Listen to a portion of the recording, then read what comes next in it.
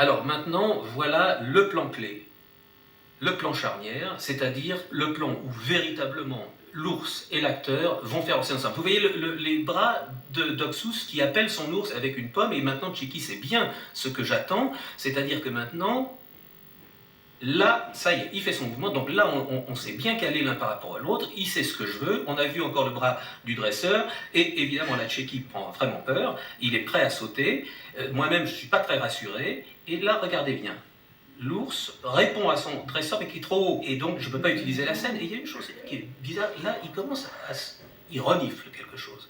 Et bien ce qu'il renifle, c'est le parfum de la peur. C'est qu'il sent que Chicky Cario dégage l'odeur typique que l'on a quand on est paniqué.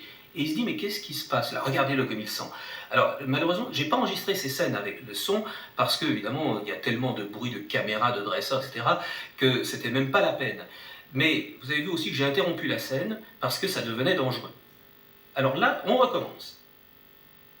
On recommence pour ce morceau-là. Et là, j'ai un problème de cadrage, l'ours est mal placé, et du coup, comme j'ai des caméras qui ne peuvent pas panoramiquer plus, et alors regardez ça, là, voilà, hop, la patte n'est pas passée loin.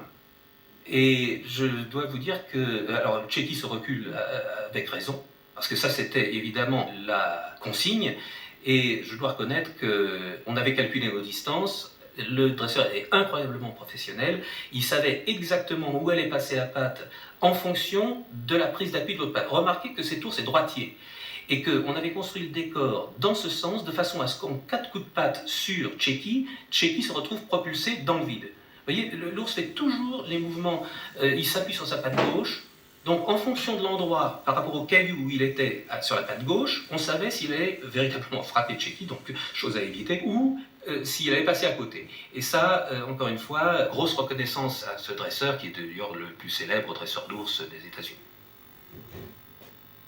Alors, vous voyez, là, une chose incroyablement intéressante, l'ours a décidé de lui-même que ça valait plus le coup de continuer à faire peur à cet homme qui était déjà terrorisé. Puisque la plupart du temps, les animaux ne veulent pas se battre, ils veulent tout simplement exprimer leur dominance.